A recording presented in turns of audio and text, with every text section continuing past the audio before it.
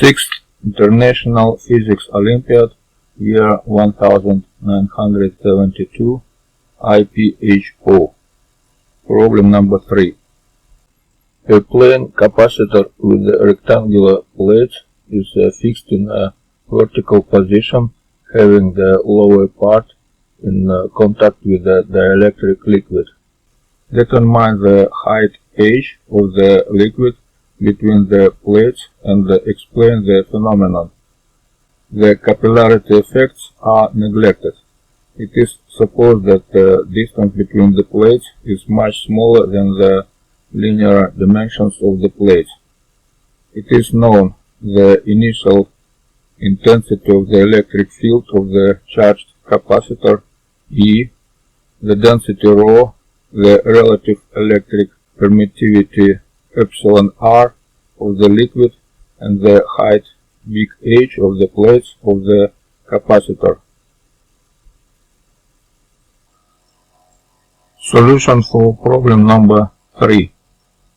The initial energy of the capacitor is W0 equal 1/2 C0 U0 square, or 1/2 Q0 square over C0.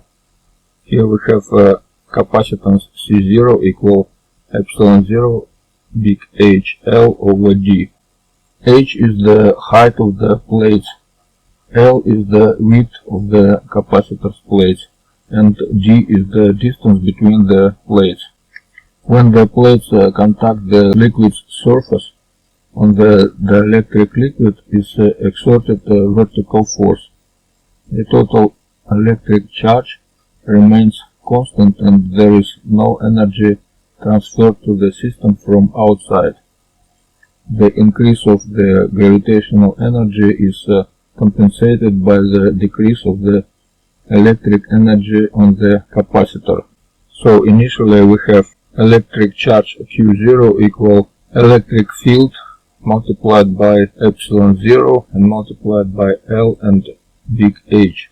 So we have W0 equal W1 plus W2, where W1 equal total capacitance, which is 1/2 Q0 square over C, and W2, that's potential energy, which is 1/2 rho G H square L D. Now we can count what is the total capacitance. That will be C1 plus C2, which is this expression.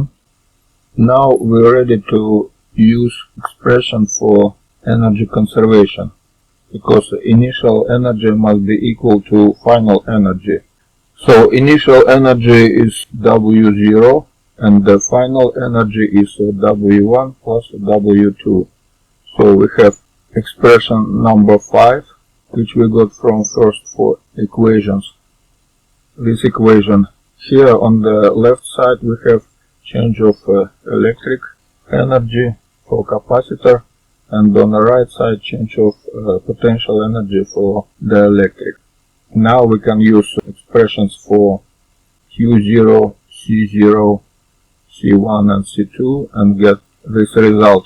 From this result we can subtract many things like L, D, epsilon 0, and finally get this one. From the first look we can check that this equation of the third power, but after that we can see that we have coefficient H, it's the same on the left and on the right side. So it means that for H equals 0 we have a trivial solution, which is obvious because in initial position energy equal to final position. So we can subtract this H one time and get final result for equation. This will be equation for the second order, and for this equation we have two roots.